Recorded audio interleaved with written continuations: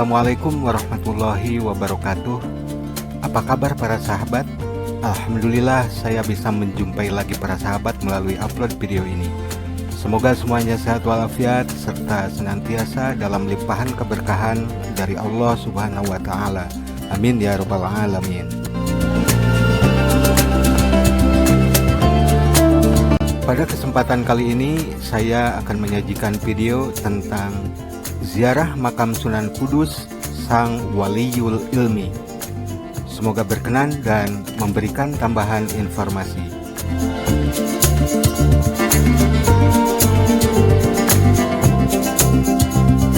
Selamat menyaksikan videonya dan jangan lupa untuk subscribe, share, like, dan komen video ini serta klik tombol loncengnya agar dapat mengikuti video-video berikutnya.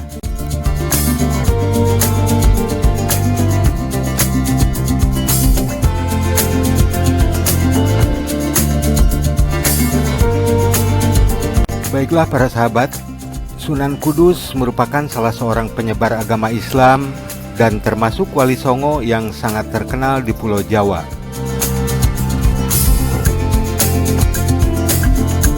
Nama Sunan Kudus diambil dari nama daerah tempat di mana beliau menyebarkan agama Islam, yaitu Kudus, yang sekarang menjadi nama sebuah kabupaten di Jawa Tengah. Kabupaten Kudus berbatasan langsung dengan wilayah Kabupaten Grobogan, Pati, Jepara, dan Demak. Sunan Kudus memiliki gelar Waliyul Ilmi, artinya orang yang sangat kuat ilmunya.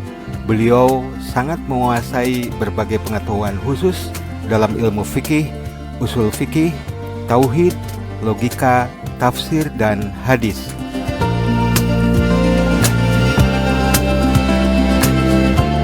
Bagi rombongan peziarah yang menggunakan bis untuk menuju makam Sunan Kudus yang berada di Komplek Menara Kudus harus menggunakan ojek. Biasanya lokasi parkir bis para peziarah berada di Gendang Sewu, Bakalan Krapyak, Kaliwungu yang berjarak kurang lebih 2 km dari Menara Kudus.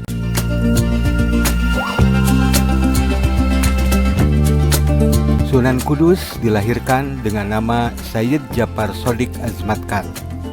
Beliau merupakan putra dari pasangan Sunan Ngudung atau Sayyid Usman Haji dengan Siti Syariah. Sunan Kudus dilahirkan pada tanggal 9 September tahun 1400 Masehi atau tahun 808 Hijriah. Berdasarkan catatan naskah-naskah historiografi seperti Babad Tanah Jawi, Naskah Derajat, Wali Sanga, Babadipun Para Wali, Babad Cirebon, Sejarah Hidup Wali Songo, dan Silsilah Sunan Kudus, dapat disimpulkan bahwa tokoh Jafar Shodiq yang masyhur disebut Sunan Kudus adalah cucu buyut Syekh Ibrahim As-Samarkandi yang dimakamkan di Gisik Harjo, Palang, Tuban.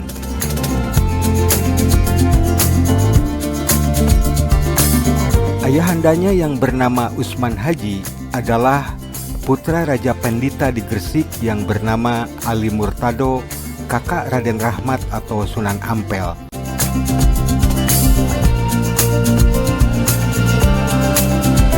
Atas alasan kerabat Sunan Ampel itulah Usman Haji atau Sunan Ngudung dinikahkan dengan Syarifah Ruhil atau Dewi Ruhil yang bergelar Nyai Anom Manyuran binti Nyai Ageng Malaka binti Sunan Ampel.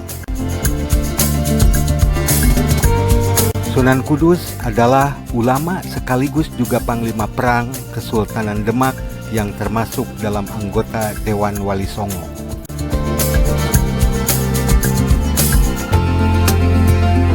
Pada tahun 1530, Sunan Kudus mendirikan sebuah masjid di Desa Kerjasan, Kota Kudus yang kini terkenal dengan nama Masjid Agung Kudus dan masih bertahan hingga sekarang. Sekarang Masjid Agung Kudus berada di alun-alun Kota Kudus, Jawa Tengah.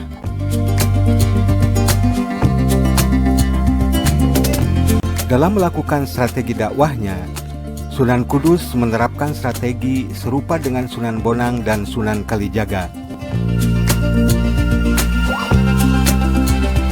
Para Para wali ini tidak menggunakan kekerasan dan cara yang radikal dalam mengembangkan agama Islam.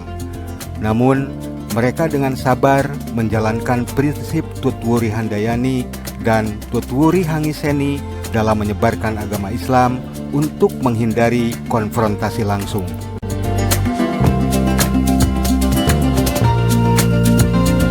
Salah satu peninggalan Sunan Kudus adalah permintaannya kepada masyarakat untuk tidak memotong hewan kurban sapi dalam perayaan Idul Adha untuk menghormati masyarakat penganut agama Hindu dengan mengganti kurban sapi dengan memotong kurban kerbau.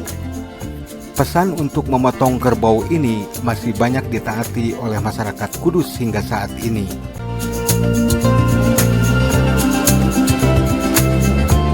Sunan Kudus wafat pada tahun 1550 Masehi. Beliau meninggal dalam keadaan yang sangat diinginkan oleh setiap umat muslim.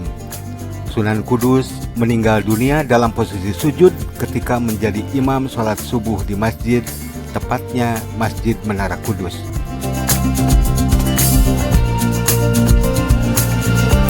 Beliau dimakamkan di area Masjid Menara Kudus, terletak di belakang bangunan utama.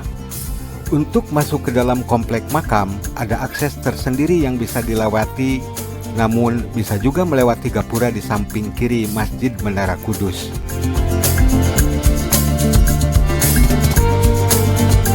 Haul Sunan Kudus diperingati setiap tanggal 10 Muharram atau 10 Suro dengan tradisi buka luwur atau kelambu makam Sunan Kudus.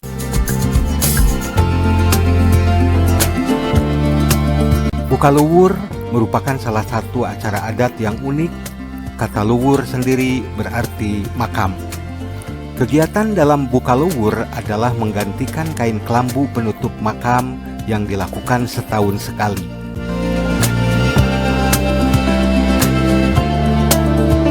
Dalam acara buka luwur ini terdapat acara pembagian nasi dan kain bekas tutup makam yang lama.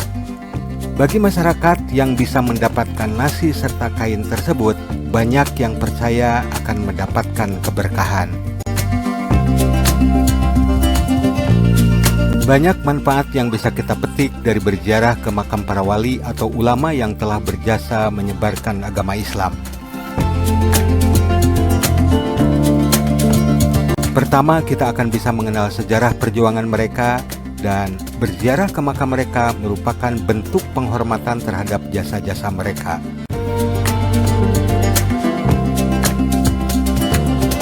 Ziarah kubur juga mengingatkan kita kepada kematian, melembutkan hati, dan mengingatkan akan akhirat.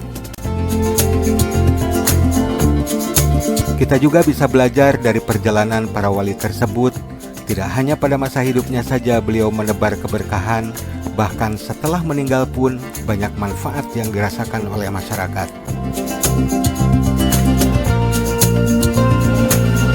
Semoga rahmat dan kemuliaan selalu terlimpahkan kepada para wali dan ulama terdahulu, karena berkat jasa merekalah saat ini kita mendapat karunia nikmat iman dan Islam. Nah para sahabat, itulah ulasan singkat tentang ziarah makam Sunan Kudus, Sang Waliyul Ilmi. Semoga berkenan dan menambah informasi. Salam sehat dan sukses selalu. Barakallahu fiikum. Wassalamualaikum warahmatullahi wabarakatuh.